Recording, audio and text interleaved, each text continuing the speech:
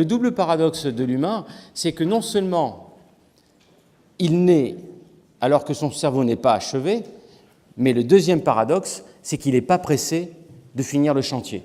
Effectivement, c'est la Sagrada Familia. C'est ça le deuxième paradoxe, c'est ce qu'on appelle la néothénie, c'est-à-dire qu'on va construire notre cerveau, quel que soit notre âge, en permanence en fonction justement des influences que l'on subit dans l'environnement.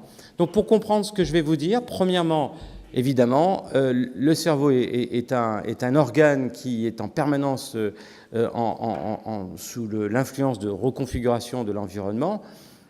Rappelez-vous ce que nous disait Erasmus, on ne naît pas humain, mais on le devient. Ce devenir de l'humanité, quitter l'animalité, c'est justement subir cette influence sociale et culturelle. Mais deuxièmement, on le sait tous, c'est implicite. Pour que ce cerveau se reconfigure, il a besoin d'informations. Est-ce que je peux avoir en fait le site internet ? Je vous montre ici un site qui s'appelle Worldometer. Vous pourrez le consulter ce soir. Il y a plein d'informations précieuses. C'est un site très sérieux de l'ONU. Et vous avez ici, par exemple, le nombre de mails qui ont envoyés depuis minuit. Vous avez ici le nombre de blogs qui ont été écrits. Vous avez le nombre de... Alors, ce qui est un peu alarmant, c'est le nombre d'ouvrages qui ont été publiés. Vous voyez, ce chiffre ne bouge pas en haut. Mais en revanche, vous voyez ici cette information qui défile.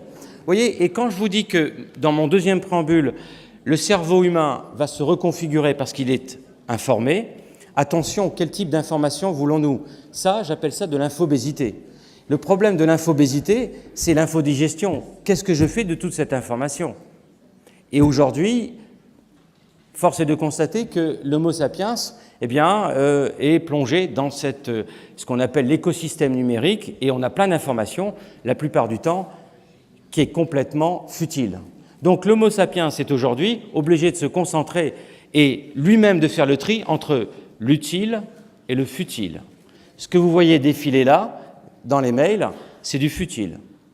D'accord ? Donc on va essayer de voir un petit peu comment il nous faut nous protéger, comment nous devons sélectionner l'information, puisque c'est quand même, vous savez, le fameux questionnaire de Proust, si vous partez sur une île, quel disque emporteriez-vous, quel livre emporteriez-vous avec vous ?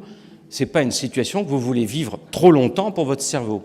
Le cerveau a besoin d'informations et il a besoin de nouveautés. Comme on l'a entendu, effectivement, il se détruit de la routine et se nourrit du changement. Donc, il nous faut maintenant nous concentrer sur l'information. J'ai pas le temps de rentrer dans les détails. Sachez que l'information permissive qui permet à ce cerveau de se reconfigurer, c'est de l'information qui fait comprendre et pas savoir.